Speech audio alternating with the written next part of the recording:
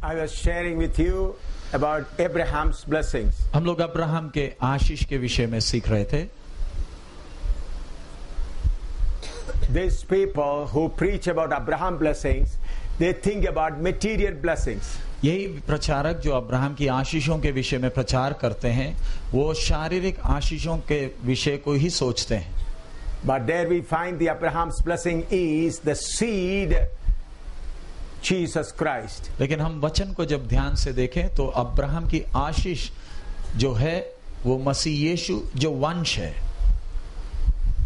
For the Gentiles, God has opened a way for the blessings of Abraham. That is, through the gospel of Jesus, they can enter into the kingdom of God. अन्य जातियों के लिए जो परमेश्वर ने Abraham की आशीषों को पाने का जो रास्ता खोला है, वो जो आशीष है वो मसीह यीशु है, जिसके बारे में सुसमाचार के द्वारा हम परमेश्वर के राज्य के अंग बनते हैं. These people quote some other scriptures which I am going to share with you. और ये आशीष के प्रचारक वचन में से ही कई आयतों को इस्तेमाल करते हैं. उन्हीं आयतों को हम रात को ध्यान दें. 3 John verse 1 and 2. तीसरा यूहन्ना का पत्री पहला और दूसरा वचन. 3 John verse 1 and 2. यूहन्ना की तीसरी पत्री पहला और दूसरा वचन. The elder unto the well-beloved Gaius, whom I love in the truth, beloved, I wish above all things that thou mayest prosper and be in health even as thy soul prospereth. मुझ प्राचीन की ओर से प्रिय गयूस के नाम, जिससे मैं सच्चा प्रेम रखता हूँ. हे प्रिय, मेरी ये प्रार्थना है कि जैसे तू आत्मिक उन्नति कर रहा है, वैसे ही तू सब बातों में उन्नति करे और भला चंगा रहे. Let us pray. आइए हम प्रार्थना करें. Father, we commit this scripture in your hand. पिता, इस वचन को आपके हाथ में सौंपते हैं. Holy Spirit, teach us from this scripture. पवित्र आत्मा, इस वचन के द्वारा आप सिखाएं. Open the hearts that are bound by the powers of darkness. प्रभु, जो हृदयों को अंधकार की शक्तियों ने बांध रखा, उन्हें आप खोल दें. Let us help us to know the word correctly. और तेरे वचन को अच्छी तरह समझने के लिए हमारी सहायता करें. In Jesus' name we pray. यीशु के मधुर नाम से हम मांगते हैं. Amen. आमीन. Here the word says, Beloved, I wish above all things that thou mayest prosper and be in health even as thy soul prospereth. इधर विषय है, हे प्रिय, मेरी ये प्रार्थना है कि जैसे तू आत्मिक उन्नति कर रहा है, वैसे ही तू सब बातों में उन्नति करे और भला चंगा रहे. That say, they interpret the scripture. This is about the material blessing, prosperity blessing, prosperity gospel. ये आशीष के प्रचारक कहते हैं कि यही वचन है जो स्पष्ट कहता है कि हमें शारीरिक आशीषें पाना है. And I'll explain it later. और इसी विषय को मैं आगे और समझाऊंगा. In support of that, they take several other scriptures. इसी वचन की सहायता के लिए वचन से और भी आयतें लेते हैं. Deuteronomy chapter 8 verse 18. व्यवस्था विवरण 8 का 18वां वचन. Deuteronomy chapter 8 verse 18. व्यवस्था विवरण 8 का 18. But thou shalt remember the Lord thy God, for it is he that giveth thee power to get wealth, that he may establish his covenant which he sware unto thy fathers as it is this day. परंतु तू अपने परमेश्वर यहोवा को स्मरण रखना, क्योंकि वही है जो तुझे संपत्ति प्राप्त करने की सामर्थ्य इसलिए देता है कि जो वाचा उसने तेरे पूर्वजों से शपथ खाकर बांधी थी, उसको पूरा करे, जैसा आज प्रकट है. Here it is said, for it is he that giveth thee power to get wealth, that he establish his covenant. इधर लिखा है, क्योंकि वही है जो तुझे संपत्ति प्राप्त करने की सामर्थ्य देता है. So that he may keep that covenant, that promise. इसलिए देता है कि जो वाचा उसने मेरे पूर्वजों से शपथ खाकर बांधी थी, उसको पूरा करे. For Abraham gave a covenant and that he wants to fulfill. Abraham से वाचा बांधा था और परमेश्वर चाहता है उस वाचा को पूरा करे. So it is God, here it says it is he, God, that giveth thee power to get wealth. इधर कहता है कि परमेश्वर तुझे सामर्थ्य देता है कि तू संपत्ति प्राप्त करे. Psalm 112 verse 3. वचन संहिता 112 का 3रा वचन. Psalm 112 verse 3. वचन संहिता 112 का 3रा वचन.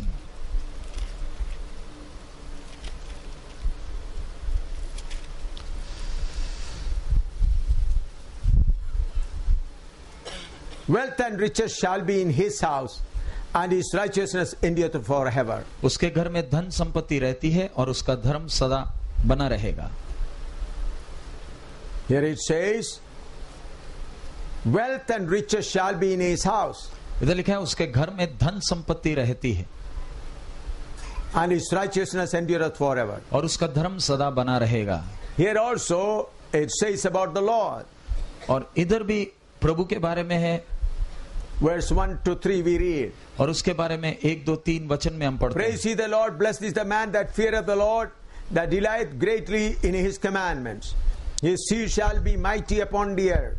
The generation of the upright shall be blessed. Wealth and riches shall be in his house, and his righteousness endureth forever. यहाँ की स्तुति करो, क्या ही धन्य है वह पुरुष जो यहोवा का भय मानता है और उसकी आज्ञाओं से अति प्रसन्न रहता है. उसका वंश पृथ्वी पर पराक्रमी होगा. सीधे लोगों की संतान आशीष पाएंगी. उसके घर में धन संपत्ति रहती है और उसका धर्म सदा बना रहेगा. Or when we read that scripture, how wonderful it is. ये वचन जब पढ़ते हैं तो कितना आनंद आता. Then Proverbs chapter 10 verse 15. नीति वचन 10वां अध्याय 15वां वचन. Proverbs chapter 10 verse 15. नीति वचन 10 का 15. The rich man's wealth is his strong city. The destruction of the poor is their poverty. धनी का धन उसका दृढ़ नगर है, परंतु कंगाल की निर्धनता उसके विनाश का कारण है. Look here, says the rich man's wealth is his strong city. देखिए कितना साफ वचन है. धनी का धन उसका दृढ़ नगर है. Ecclesiastes chapter 6 verse 2. नीति वचन 6 का दूसरा वचन. Ecclesiastes सबोपदेशक. हाँ, सबोपदेशक 6 का chapter 6 verse 2. सबोपदेशक 6 का 2. A man to whom God hath given riches, wealth and honor, so that he wanteth nothing for his soul of all that he desires, yet God giveth him not power to eat thereof, but a stranger eateth. This is vanity and it is an evil disease. किसी मनुष्य को परमेश्वर धन संपत्ति और प्रतिष्ठा यहाँ तक देता है कि जो कुछ उसका मन चाहता है उसे उसकी कुछ भी घटी नहीं होती, तो भी परमेश्वर उसको उसमें से खाने नहीं देता, क्योंकि दूसरा ही उसे खाता है. ये व्यर्थ और भयानक दुख है. I hear the beginning portion, first portion, man to whom God hath given riches and wealth and honor. देखिए वचन कैसा है. किसी मनुष्य को परमेश्वर धन संपत्ति और प्रतिष्ठा देता. From this we can understand God gives wealth and riches. इससे मालूम चलता है परमेश्वर धन संपत्ति और प्रतिष्ठा देता. First Chronicles chapter 29 verse 12. पहला इतिहास 29 का 12वां वचन. First Chronicles chapter 29 verse 12. पहला इतिहास 29 का 12वां वचन. Both riches and honor come of thee, and thou reignest over all, and in thine hand is power and might, and in thine hand is to make great and to give strength unto all. धन और महिमा तेरी ओर से मिलती है और तू सबों के ऊपर प्रभुता करता है. सामर्थ्य और पराक्रम तेरे ही हाथ में है और सब लोगों को बढ़ाना और बल देना तेरे हाथ में है. Both riches and honor come of thee, and thou reignest over all. धन और महिमा तेरी ओर से मिलती है और तू सबों के ऊपर प्रभुता करता है. Friends, when we read this scripture, we can easily understand God gives wealth and riches. इन वचनों को जब हम पढ़ते हैं तो स्पष्ट है परमेश्वर धन संपत्ति और प्रतिष्ठा देता है. And he gives honor. और उसके साथ महिमा भी देता है. Very plainly, without any interpretation, we can understand God give us power to get riches. इसमें कोई मतलब अलग निकालने की जरूरत नहीं. साफ वचन कहता है कि परमेश्वर हमें धन और संपत्ति देता. He gives power to increase wealth. और वो अपनी सामर्थ्य इस्तेमाल करता है ताकि हमारा धन बढ़े. The man whom God blesses in his house, there will be plenty of riches. और जिस व्यक्ति को परमेश्वर आशीषित करता है उसका धन संपत्ति से परिपूर्ण है. So when you read it plainly, it's very beautiful. और जब आप ये वचन को पढ़ते हैं तो बिल्कुल साफ है और स्पष्ट है. But you have to understand this scripture is given for whom and when. और इसको समझने में आपको इसका पीछे का बात समझना है कि ये किसको ये वचन दिया गया है और कब दिया गया. In those days, people were thinking God who gives us riches is the Almighty God. उन दिनों के लोगों का विचार था जो परमेश्वर हमें धन संपत्ति देगा वो सर्वशक्तिमान है. Those days people were worshipping gods and goddesses. उन दिनों में देवी देवताओं की उपासना लोग करते थे. So people began to think The God who is able to give us riches, He is the Almighty God. लोगों का विचार था जो परमेश्वर धन संपत्ति दे सकता है वही सर्वशक्तिमान है। For people living at that time, God spoke to the people that I'll give you riches and honor. उस समय के रहने वाले लोगों से परमेश्वर ने कहा मैं तुम्हें धन संपत्ति देता हूं, So that people may know that your God is the great God. ताकि लोगों को मालूम चले कि तुम्हारा परमेश्वर महान है।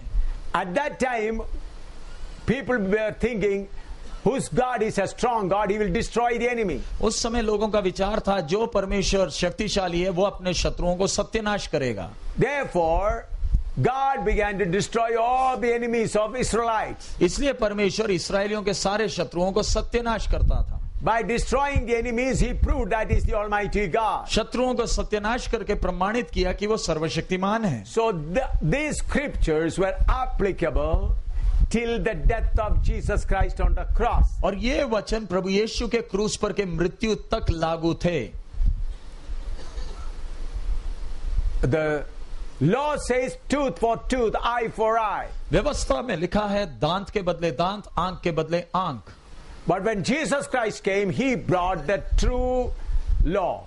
लेकिन प्रभु यीशु जब इस पृथ्वी में आया तो सही असली व्यवस्था को लेकर आया। He says, love your enemy. प्रभु यीशु ने कहा अपने शत्रुओं को प्यार करना। Before that, you were asked to kill your enemy, destroy your enemy. उससे पहले कहा गया था अपने शत्रुओं को नाश करना है। Now when Jesus Christ says, if one man slap you on one cheek, you show the other. अब वचन आया अगर आपका दुश्मन आपको एक गाल पर थप्पड़ मारे उसे दूसरा गाल दिखाना है। Friends, there's a great change, great difference between the Old Testament law and New Testament law. प्यारे अजीजों, पुराने नियम की व्यवस्था और नए नियम की व्यवस्था में बहुत गहरा फर्क है। Old Testament law was for material blessing. पुराना नियम का व्यवस्था शारीरिक आशीषों से संबंधित था। God promised Abraham that I'll give you the land of milk and honey.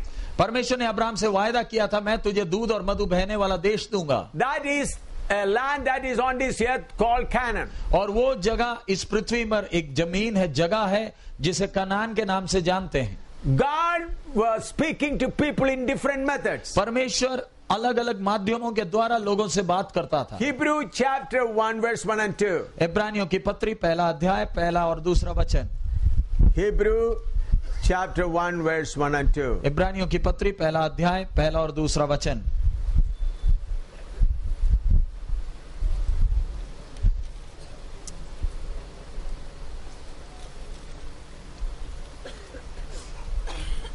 God, who at sundry times and in diverse manners spake in time past unto the fathers by the prophets, hath in these last days spoken unto us by His Son, whom He hath appointed the heir of all things, by whom also He made the world. पूर्व युग में परमेश्वर ने बाप दादों से थोड़ा थोड़ा कर कर और भांति भांति से भविष्यद्वक्ताओं के द्वारा बातें कर इन अंतिम दिनों में हमसे पुत्र के द्वारा बातें की, जिसे उसने सारी वस्तुओं का वारिस ठहराया और उसी के द्वारा उसने सारी सृष्टि की रचना की है। So in those days, God was speaking to the people in the language they were able to understand. परमेश्वर उन दिनों में उस भाषा में बात करता था जिससे लोग समझ सकते थे। People were thinking that whose God is a strong God, He will give a lot of material wealth. लोगों का विचार था परमेश्वर जिसका महान है, शक्तिशाली है, वह बहुत धन संपत्ति देगा। He will kill, destroy their enemies. और अपने शत्रुओं को सत्यानाश करेगा। Therefore, God spoke to them in the language they were able to understand by giving a lot of wealth to Abraham. इसलिए परमेश्वर उस समय के लोगों को उस भाषा से बात करता था जो वो समझ सकते थे, इसलिए अब्राहम को बहुत धन संपत्ति से आशीषित किया। That's why it is written, it is God who giveth wealth. इसलिए लिखा है ये परमेश्वर है जो धन संपत्ति देता। And that's why He said wealth and riches will be in His house. इसलिए लिखा गया धन और संपत्ति उसके घर में होगा। That's why He said the rich man's wealth is his strong city. इसलिए लिखा है धनी आदमी का संपत्ति उसका दृढ़ नगर है। And both riches and honor come from thee or from you. और धन और महिमा उसी से आता है। But when Jesus Christ came, what He began to speak? लेकिन जब प्रभु यीशु मसीह इस पृथ्वी में आए तब वो क्या कहने लगे? He said, love your enemy. प्रभु ने कहा अपने शत्रुओं को प्रेम करें। Instead of killing them and destroying them, you love them. अपने शत्रुओं को नाश करने की जगह में उन्हें प्यार करें। And He says, if one man slap on one cheek, you show the other. और फिर कहा अगर आपको कोई एक गाल में थप्पड़ मारे उसे दूसरा गाल दिखा दें। Look at what a great difference. देखिए कितना बड़ा फर्क है। But about the material things, what Jesus teaches. लेकिन शारीरिक आशीषों के विषय में, शारीरिक संपत्ति के विषय में प्रभु यीशु का उपदेश क्या है? Luke 9:23. Luka 9:23। Luke 9:23. Luka 9:23। And he said to them all, if any man will come after me, let him deny himself and take up his cross daily and follow me. उसने सबसे कहा यदि कोई मेरे पीछे आना चाहे तो अपने आप से इनकार करे और प्रतिदिन अपना क्रूस उठाए हुए मेरे पीछे हो ले। In the Old Testament's time, God says, I'll give you riches. पुराने नियम के समय में परमेश्वर कहता है मैं तुम्हें बहुतायत से आशीषित करूंगा। But now what Jesus says, लेकिन प्रभु यीशु नए नियम में क्या कहता है? if you want to follow me, forsake everything. यदि तू मेरे पीछे आना चाहे तो सब कुछ त्याग दे And take up your cross daily and follow me. और अपना क्रूस उठाकर प्रतिदिन मेरे पीछे हो लें। Luke chapter 14 verse 26 to 33. लूका 24:26 से 33 तक।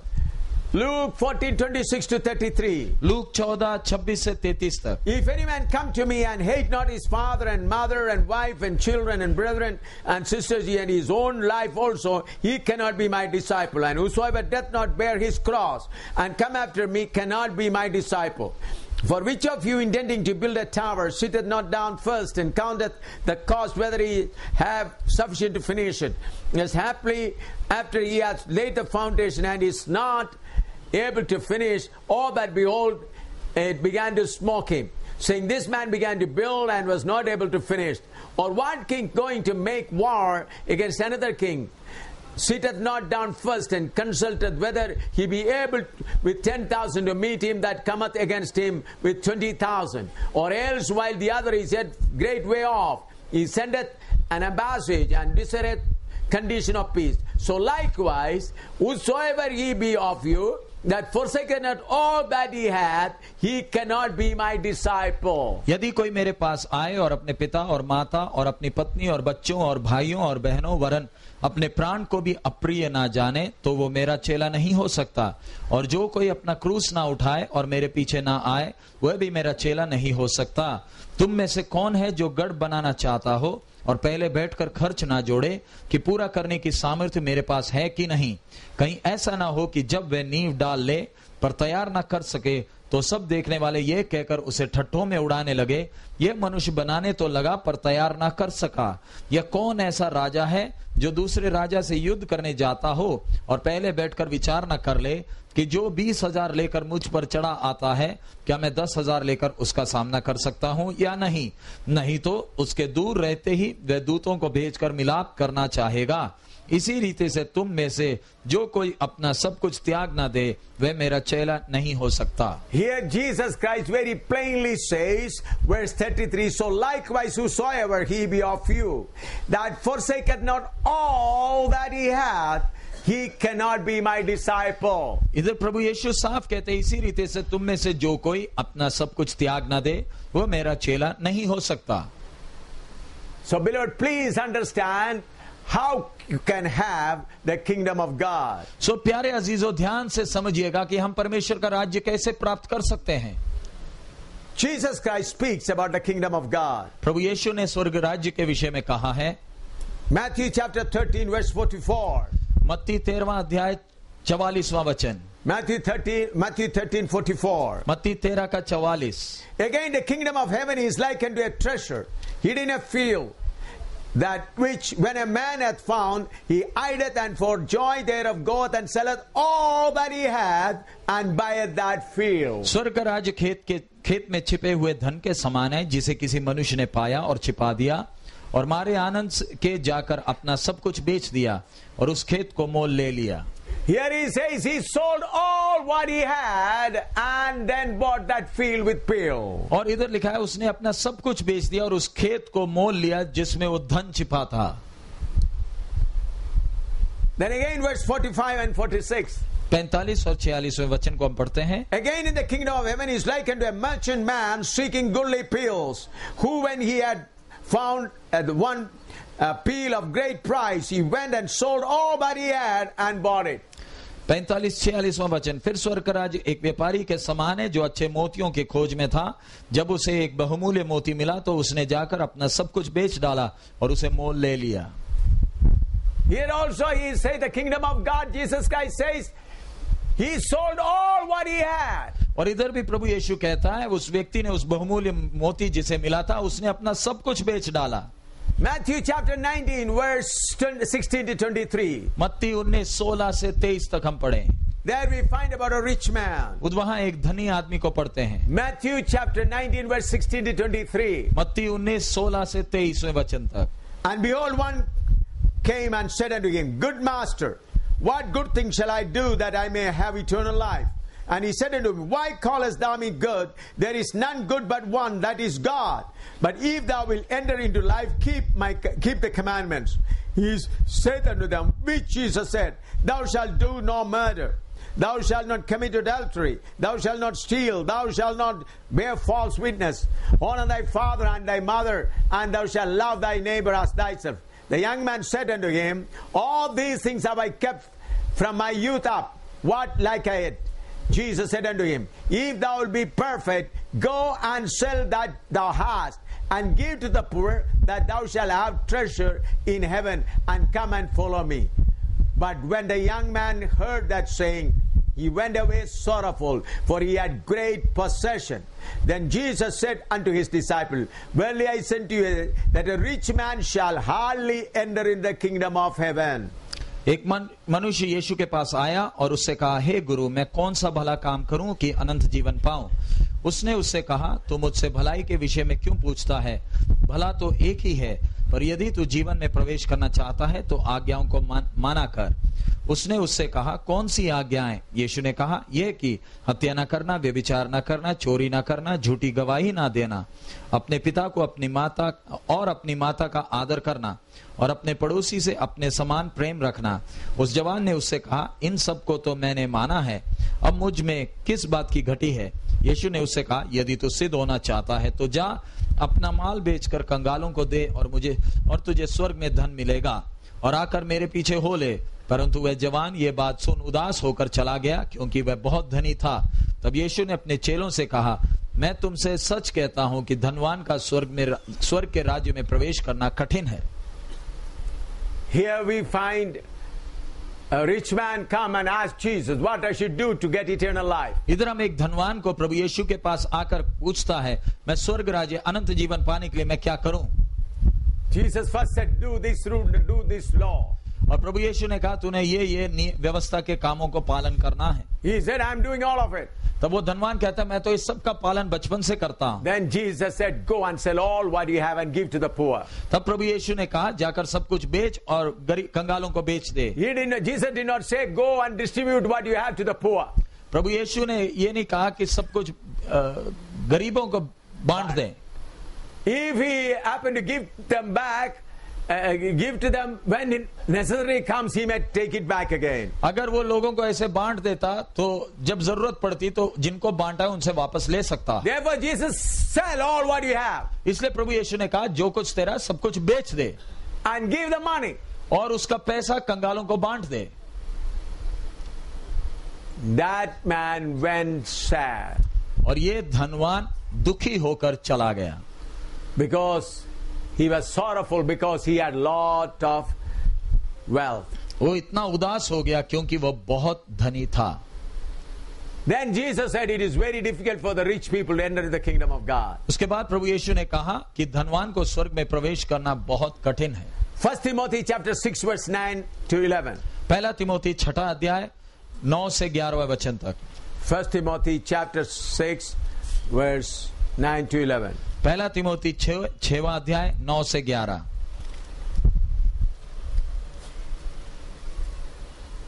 But they that will be rich fall into temptation and a snare, and into many foolish and hurtful lusts, which drown man in destruction and perdition. For the love of money is the root of all evil, which while some coveteth after, they have erred from the faith, and pierced themselves through with many sorrows. But thou, man of God, flee these things, and follow after righteousness, godliness, faith, love, patience, meekness. पर जो धनी होना चाहता है वह ऐसी परीक्षा और फंदे और बहुत सी व्यर्थ और हानिकारक लालसाओं में फंसे हैं जो मनुष्य को बिगाड़ देती है और विनाश के समुद्र में डुबा देती हैं। क्योंकि रुपए का लोभ सब प्रकार की बुराइयों की जड़ है, जिसे प्राप्त करने का प्रयत्न करते हुए बहुतों ने विश्वास से भटककर अपने आप को नाना प्रकार के दुखों से छली बना लिया है। पर हे परमेश्वर के जन, तू इन बातों से भाग और धर्म, भक्ति, विश्वास, प्रेम, धीरज और नम्रता का पीछा कर। In Old Testament it says God will give riches. पुराने नियम में लिखा है परमेश्वर धन से आशीषित करेगा। Here it says flee from such desire. और इधर नए नियम में लिखा इन विचारों से तू भाग। What a contradicting doctrine. लेकिन आप जरा देखिए, पुराना नियम और नए नियम उपदेश बिल्कुल आपस में उलट हैं। Why? क्यों? Old Testament people were called for the earthly things. पुराने नियम के संतों को इस संसारिक बातों के लिए बुलाया गया था, But we are called for heavenly Zion. लेकिन हमें स्वर्गीय सियोन के लक्ष्य को रखते हुए बुलाया गया है। So there is a great difference between Old Testament saints and New Testament saints. इसलिए पुराने नियम के संत और नए नियम के संत में बहुत अंतर है। Matthew chapter 7 verse 13 and 14. मत्ती 7वां अध्याय 13 और 14वां वचन। What Jesus says. प्रभु यीशु ने क्या कहा? Matthew 7, 13 and 14. मत्ती 7वां अध्याय 13 और 14वां वचन।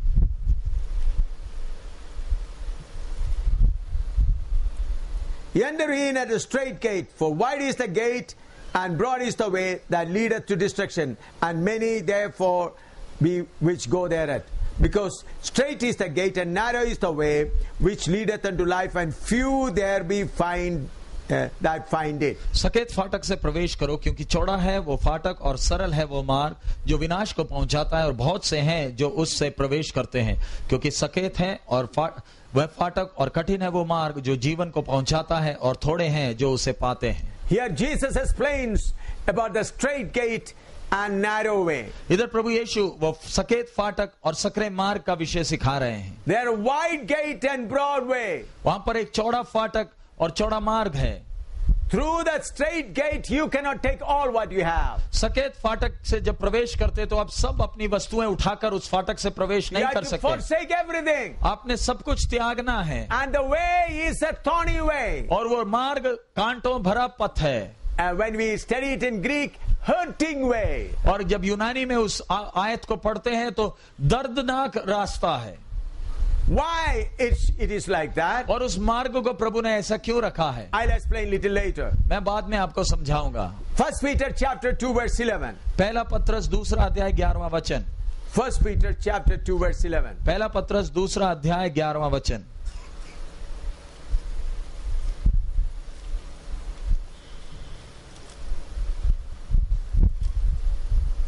Dearly beloved, I beseech you as strangers and pilgrims, abstain from fleshly lust which war against the soul. हे प्रियो, मैं तुमसे विनती करता हूं कि तुम अपने आप को विदेशी और परदेशी और यात्री जानकर उन संसारिक अभिलाषाओं से जो आत्मा से युद्ध करती है बचे रहो। Here it says, abstain from fleshly lust which war against the soul. इधर लिखा है संसारिक अभिलाषाओं से बचकर रहो जो आत्मा से युद्ध करती हैं। 1 John chapter 2 verse 15 and 16. पहला यूहन्ना दूसरा अध्याय 15 और 16 वचन। 1 John chapter 2 verse 15 and 16. पहला यूहन्ना दूसरा अध्याय 15 और 16 वचन। Love not the world, neither the things that are in the world. If any man love the world, the love of the Father is not in him. For all that is in the world, the lust of the flesh and the lust of the eyes and the pride of life is not of the Father, but is of the world. तुम ना तो संसार से और न संसार में की वस्तुओं से प्रेम रखो। यदि कोई संसार से प्रेम रखता है तो उसमें पिता का प्रेम नहीं है, क्योंकि जो कुछ संसार में है अर्थात शरीर की अभिलाषा और आंखों की अभिलाषा और जीविका का घमंड, वह पिता की ओर से नहीं परंतु संसार ही की ओर से है। John, who wrote to his elder, you may prosper. That John says, love not the world. ये वही यूहन्ना है जो अपने कलीसिया के प्राचीन को लिखा है कि तू सब बातों में उन्नति कर। वो यही लिख रहा है कि संसार को प्यार ना करें। We should understand what is the real meaning of it. हमने इन वचनों का असली अर्थ को समझना है। Colossians 3:1 and 2. कोलोसी तीसरा अध्याय पहला और दूसरा वचन। Colossians 3:1 and 2. कोलोसियों की पत्री पहला अध्याय 1 and 2. तीसरा अध्याय पहला और दूसरा वचन। Colossians 3, 1 and 2. कोलोसी तीसरा अध्याय पहला और दूसरा वचन। If ye then reason with Christ, seek those things which are above, where Christ sitteth on the right hand of God. Set your affection on things above, not on things on the earth. अतः जब तुम मसीह के साथ जिलाए गए तो स्वर्गीय वस्तुओं की खोज में रहो, जहाँ मसीह विद्यमान है और परमेश्वर के दाहिने ओर बैठा है। पृथ्वी पर की नहीं परंतु स्वर्गीय वस्तुओं पर ध्यान लगाओ। Now let us see what is the true gospel. आइए हम सही सुसमाचार, असली सुसमाचार क्या उसे ध्यान दें। Let us come to Romans chapter 11. रोमियों की पत्री 11वां अध्याय, Reading from verse 17 and 18. 17 और 18वां वचन।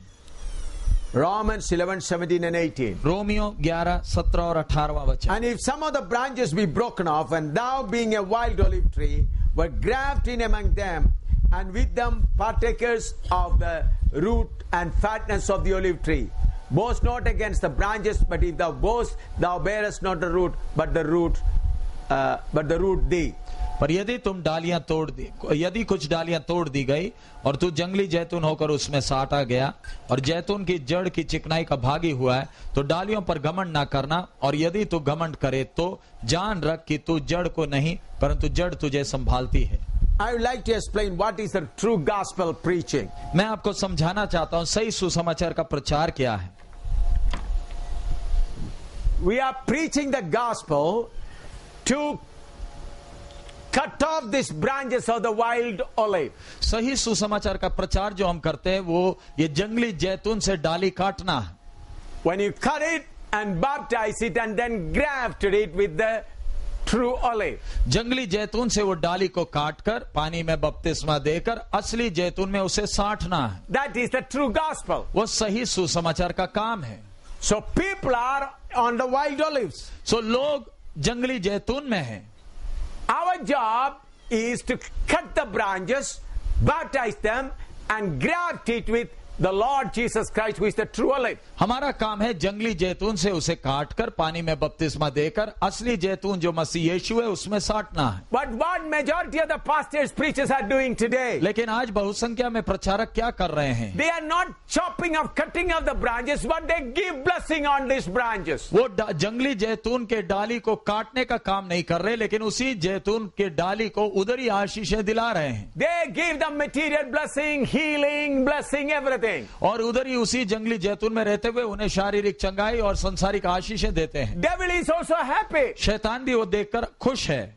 If we are going to climb on the tree to bless these branches, then he will put the ladder to help you to climb up. यदि आप जैतून में ऊपर चढ़कर वो डालियों को और आशीषें देना चाहते हैं तो आपको वो चढ़ने में सीढ़ी भी लगा कर देगा। Satan is happy. शैतान खुश है। He knows as long as these branches are not chopped off, they are under my custody. शैतान को अच्छी तरह मालूम है जब तक ये डालियों को काटा नहीं जाता वो मेरे वश में है। Satan is watching the preacher. और शैतान प्रचारक को ध्यान से देख रहा Is है। he coming with a healing bottle of oil? क्या वो चंगाई के तेल को लेकर आ रहा है? Is he coming with a gift of blessing? या एक आशीष, संसारिक आशीष के वो तोहफा लेकर आ रहा Or है? is he coming with a felling axe? या ये कुलाड़ा लेकर आ रहा है?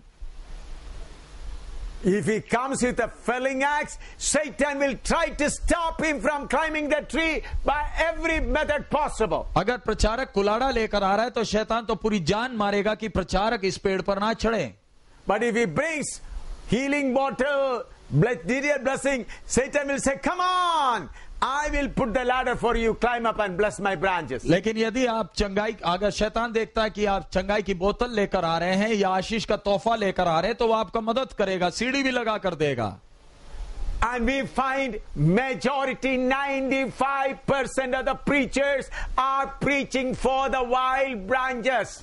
और आज हम संसार में देखें 95% प्रचारक जंगली जैतून के डालियों को पेड़ में रखे हुए आशीष का प्रचार करते हैं। Government will support them. सरकार उनका मदद करेगा। All people will help him. सारे लोग उनको मदद करेंगे। God of this world will help them. इस संसार का ईश्वर सहयोग देगा। They will have great fame and multitudes of people. उनको बहुत मशहूर मशहूरी मिलेगी और बड़ी भीड़ उनके पीछे चलेगी, but the true gospel very few preach. लेकिन सच्चा सुसमाचार गिने चुने ही प्रचार करते हैं। They will climb on these trees. वो इस पेड़ पर जोखिम लेकर चढ़ते हैं। If they have to climb on the trees, they have to bind the power of the enemy. इस पेड़ में चढ़ना है तो इसका अंधकार की शक्ति को बांधना है। They have to fight against the enemy that obstruct them. और उस शक्ति को जो उनको रुकावट खड़ा करता है उससे लड़ना है। From the first step it is fighting. पहले कदम से ही एक बड़ी लड़ाई है। But for the other people it is blessing, blessing, fame. लेकिन आशीष के प्रचारकों के लिए पहले कदम से ही आशीष और मशहूरी है। When you cut a branch from this, जब आप जंगली जैतून से डाली काटते हैं, will it get blessing or will it become weak? उसे वो आशीष से और मोटा हो जाएगा या कमजोर हो जाएगा? It will become weak. वो और कमजोर हो जाएगा। And it is brought and grafted here. और उस डाली को काटकर इस असली जैतून में साटा है। When it is grafted, जब उसको इसके साथ साटा गया, this root of the olive tree will give its food. और इस असली जैतून का जड़ उसको खाना लाकर देगा। But some trees, some branches, when they are grafted also, they will allow their desires to grow. लेकिन कुछ ऐसे डालियां होंगे उनको अच्छे जैतून में साटा है तो भी संसारिक इच्छाओं की अभिलाषाओं के जड़ वो खुद उतारते हैं। Galatians 5:17. गलाती 5:17। Galatians 5:17. गलातियों की पत्री 5वां अध्याय 17वां वचन।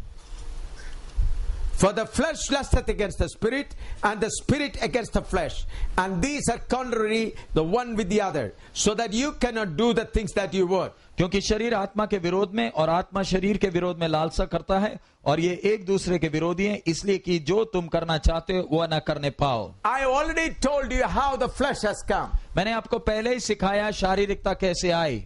Why Jesus Christ said you choose the narrow path. प्रभु यीशु ने क्यों कहा तुमने सकरा मार्ग चुनना है? Why Jesus said you forsake your own self and carry your suffering daily. प्रभु यीशु ने क्यों कहा तुम अपने आप को त्यागे और कष्ट का क्रूस उठाकर प्रतिदिन चलना है? We all have flesh in us, this white spot. हम सब के अंदर ये सफेद निशान जो लगा है, ये शारीरिकता हम सब के अंदर वास करती है। And it is closely associated with our soul. और ये शारीरिकता का हमारे प्राण के साथ संबंध है।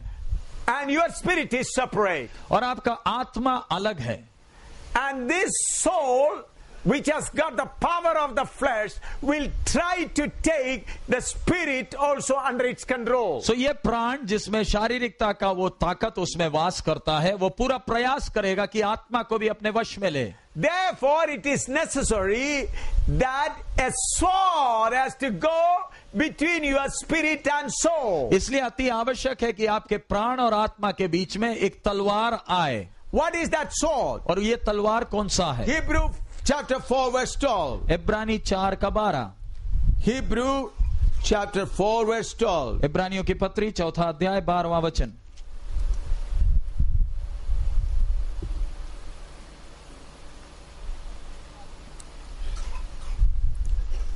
For the word of God is quick and powerful and sharper than any two-edged sword,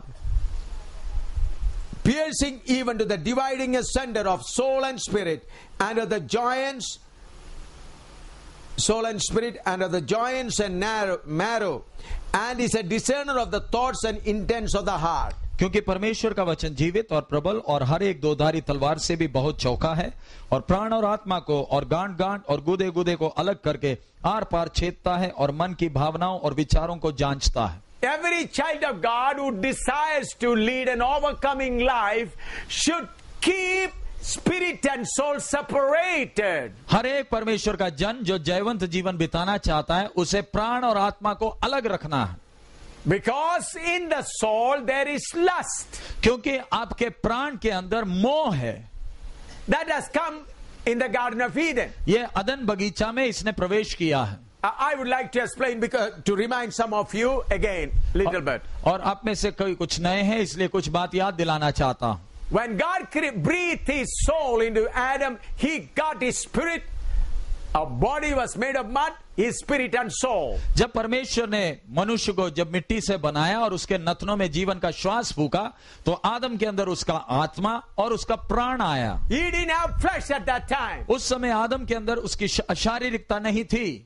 from where the flesh has come. शारीरिकता ने कब प्रवेश किया? In Romans 7, Paul says, what I want to do, I cannot do. रोमी 7 में पौलुस कहता है जो मैं करना चाहता मैं कर नहीं पाता हूं। I would like to explain it a little more so the friends who have come may understand it more. मैं उस विषय को और समझाना चाहता हूं ताकि जो नए आए हैं वो उस विषय को समझ पाएं। We read Romans chapter 7. रोमी 7वां अध्याय निकालें, because we have to give a fitting reply to these prosperity preachers, हमें आशीष के प्रचारकों को सही जवाब, ठोस जवाब देना है, so that they may keep their mouth shut for always. ताकि वो हमेशा के लिए अब अपना मुंह बंद रखे, कभी ना खोलें।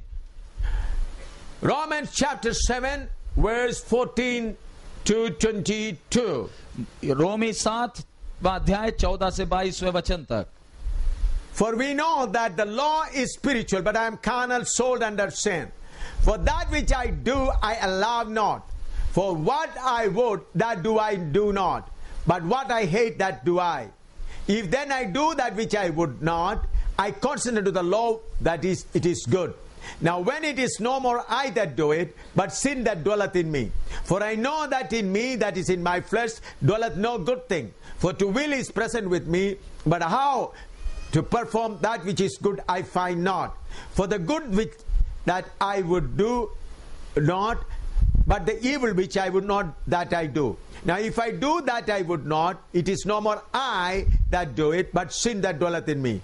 I find then a law that when I would do good, evil is present with me. For I delight in the law of God after the inward man. Verse 23 up to 23. But I see another law in my members, warring against the law of my mind and bringing me into captivity to the law of sin which is in my members. 7 का 14 से 23 तक हम जानते हैं कि व्यवस्था तो आत्मिक है, परंतु मैं शारीरिक और पाप के हाथ बिका हुआ हूँ। जो मैं करता हूँ उसको नहीं जानता, क्योंकि जो मैं चाहता हूँ वो नहीं किया करता, परंतु जिससे मुझे घृणा आती है वही करता हूं। यदि जो मैं नहीं चाहता वही करता हूं, तो मैं मान लेता हूं कि व्यवस्था भली है। तो ऐसी दशा में उसका करने वाला मैं नहीं, परंतु पाप है जो मुझ में बसा हुआ है। क्योंकि मैं जानता हूं कि मुझ में अर्थात मेरे शरीर में कोई अच्छी वस्तु वास नहीं करती। इच्छा तो मुझ में है, परंतु भले काम मुझसे बन नहीं पड़ते। क्योंकि जिस अच्छे काम की मैं इच्छा करता हूं वह तो नहीं करता, परंतु जिस बुराई की इच्छा नहीं करता वही किया करता हूं। अतः यदि मैं वही करता हूं जिसकी इच्छा नहीं करता, तो इसका करने वाला मैं ना रहा, परंतु पाप जो मुझ में बसा हुआ है। इस प्रकार मैं वह व्यवस्था पाता हूं कि जब भलाई करने की इच्छा करता हूं तो बुराई मेरे पास आती है। क्योंकि मैं भीतरी मनुष्यत्व से तो परमेश्वर की व्यवस्था से बहुत प्रसन्न रहता हूं, परंतु मुझे अपने अंगों में दूसरे प्रकार की व्यवस्था दिखाई पड़ती है, जो मेरी बुद्धि की व्यवस्था से लड़ती है और मुझे पाप की व्यवस्था के बंधन में डालती है जो मेरे अंगों में है। Here we find Paul very clearly says, I find another law in my body. इधर पौलुस बड़े स्पष्ट रूप से कहता है, मेरे अंगों में दूसरी एक व्यवस्था को मैं पाता हूं। What I want to do good, I do evil things. मैं अच्छा करना चाहता हूं लेकिन मेरे से बुराई होती है। That means in me another law is working. इसका मतलब मेरे अंदर एक दूसरी व्यवस्था राज्य करती है। So through the inward man I delight in the God's law, but through the outward man I find law of sin. मैं अपने भीतरी मनुष्य से तो परमेश्वर की व्यवस्था से बहुत प्रसन्न रहता हूं, परंतु मुझे अपने अंगों में दूसरे प्रकार की व्यवस्था दिखाई देती है जो मेरी बुद्धि की व्यवस्था से लड़ती है। We read when Genesis chapter 2 verse 7, when God made man with mud, he breathed into he became a living soul. हम उत्पत्ति दूसरे अध्याय में पढ़ते हैं, जब परमेश्वर ने मिट्टी लेकर मनुष्य को रूप दिया और उसके नथनों में जीवन का श्वास फूका, वो एक जीवित प्राणी बन गया। So his body, soul and spirit has come. सो मनुष्य के अंदर उसका शरीर है, उसका प्राण है, उसका आत्मा है। Flesh was not there. बनाते समय उसके अंदर शारीरिकता नहीं थी। But when we come to Genesis chapter 3, लेकिन जब हम उत्पत्ति तीसरे अध्याय में आते हैं, there we find how the flesh has entered. और उधर हम देखते हैं किस प्रकार शारीरिकता ने प्रवेश किया है। You all know that Satan coming and talking to Eve. और हम देखते हैं शैतान किस प्रकार हव्वा के पास आकर बातें करता है। When they started conversation, जब वो आपस में बातें करने लगे, she gave him opportunity. हव्वा ने शैतान को मौका दिया। he entered into her spirit fellowship area. और शैतान ने आत्मा में संगति के उस भाग में प्रवेश किया। In the spirit there are, in the spirit and soul, what are all the organs? It is on the chart, you can see it. आप वो चार्ट में देख सकते हैं मनुष्य के प्राण में क्या है, मनुष्य के आत्मा में क्या क्या The है। chart in English also it is there, you can read it. और अंग्रेजी और हिंदी दोनों भाषाओं में चार्ट उधर दीवार में है, आप लोग देख सकते हैं, पढ़ सकते हैं। So Satan got an opportunity to enter into the spirit of Eve, and that's how flesh has born. शैतान को मौका मिला कि मनुष्य के आत्मा के अंदर प्रवेश करे और उसके कारण मनुष्य में शारीरिकता उत्पन्न हुई। And when the flesh is born in her, she got desire to pluck the fruit. जब शारीरिकता ने हवा के अंदर जन्म लिया, उसके अंदर इच्छाएं आई कि अब वो फल तोड़कर खाएं। Before giving to her husband, the desire was so grave, she ate first. हवा ने जब फल तोड़ा, अपने पति को देने के पहले ही उसके अंदर इतनी इच्छा और मोह पैदा हो गई कि खुद खाकर फिर अपने पति को दी। So all of us have got that flesh in us. सो हम सब के अंदर वो शारीरिकता है। Romans 8. Let us come to Romans 8, chapter 8. आइए रोमियों की पत्री 8वें अध्याय में आए।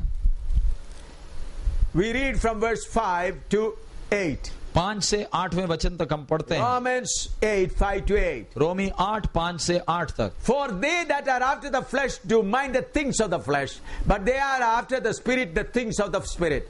For to be carnally minded is death, but to be spiritual minded is life and peace. Because the carnal mind is enmity against God, for it is not subject to the law of God, neither indeed can be. So then they that are in the flesh cannot please God. क्योंकि शारीरिक व्यक्ति शरीर की बातों पर मन लगाता है, परंतु आध्यात्मिक आत्मा की बातों पर मन लगाते हैं। शरीर पर मन लगाना तो मृत्यु है, परंतु आत्मा पर मन लगाना जीवन और शांति है। क्योंकि शरीर पर मन लगाना तो परमेश्वर से बैर रखना है, क्योंकि ना तो परमेश्वर की व्यवस्था के अधीन है और ना हो सकते हैं, और जो शारीरिक दशा में है वह परमेश्वर को प्रसन्न नहीं कर सकते। Verse 9 you should understand well. 9वां वचन अच्छी तरह समझना है। But ye are not in the flesh, but in the spirit, if so be that the Spirit of God dwell in you. Nor if any man have not the Spirit of Christ, is none of his. परंतु जबकि परमेश्वर की आत्मा तुम में बसता है, तो तुम शारीरिक दशा में नहीं परंतु आत्मिक दशा में हो। यदि किसी में मसीह का आत्मा नहीं तो वह उसका जन नहीं। Here it is not written that if you speak in tongue, you are not, there is no flesh in you. इधर ऐसा नहीं लिखा कि आप अगर अन्य भाषा नहीं बोले तो आपके अंदर शारीरिकता नहीं। Here it is said, if the Spirit of God dwells in you. इधर लिखा है अगर परमेश्वर की आत्मा तुम में वास करती है तो। For example, if you are living in a house, उदाहरण के तौर पर यदि आप एक घर में रहते हैं, you are in charge of everything. आप उस घर के मालिक हैं। I come as a guest to you. मैं आपके घर में मेहमान होकर आया। At that time, electricity man comes and brings the electricity bill. जब मैं मेहमान होकर आपके घर आया, उस समय बिजली का बिल लेकर बिजली वाले आए। Then at that time I will go or you will go. जब वो बिल वाला आया है तो मैं जाऊंगा उससे मिलने के लिए या आप जाएंगे उससे मिलने? You are living there, you will go. क्योंकि घर आपका है, आप उधर रहते हैं, बिल देने के लिए आप जाएंगे। I am just a guest. मैं तो मेहमान हूँ। In the same way, in many of us, Holy Spirit is a guest. इसी प्रकार हम में से बहुत तेरे हैं जिनके अंदर पवित्र आत्मा एक मेहमान के तौर पर रहता है। Only on the day of worship, just call the Holy Spirit to clap hand and sing and jump. और केवल रविवार के दिन सिर्फ ताली बजाकर आराधना करने के लिए पवित्र आत्मा को हम बुलाते हैं। The Holy Spirit has come to dwell with us always. पवित्र आत्मा आया है ताकि वो हमारे साथ सदा वास करे। The Holy Spirit has come to help us. पवित्र आत्मा हमारी सहायता करने आया The है। Holy Spirit has come to teach us. पवित्र आत्मा हमें सिखाने के लिए आया है। The Holy Spirit has come to remind what Jesus has said. पवित्र आत्मा इसलिए आया कि हमें याद दिलाए प्रभु यीशु ने क्या क्या The सिखाया। Holy Spirit has come to convict us about sin and righteousness. पवित्र आत्मा इसलिए आया ताकि हमें पाप और धर्म के विषय में हमें Holy कायल Spirit करे। has come to guide us into all truth. पवित्र आत्मा हमें हर सत्य में अगुवाई करने आया है। Holy Spirit has come to tell us what's going to happen. पवित्र आत्मा इसलिए आया कि हमें बताए आगे क्या होने वाला है। Holy Spirit has come to equip us, to endue us with power. पवित्र आत्मा इसलिए आया ताकि हमें सामर्थ से परिपूर्ण करें। But what we have, लेकिन हमारे पास क्या? just speaking in tongue. थोड़ा गैर जबान। That is not to be led by the Holy Spirit. परमेश्वर की आत्मा के द्वारा अगुवाई करने का ये अनुभव नहीं है। That is not dwelling, Holy Spirit dwelling in you. ये पवित्र आत्मा का निवास स्थान बनने का अनुभव नहीं है।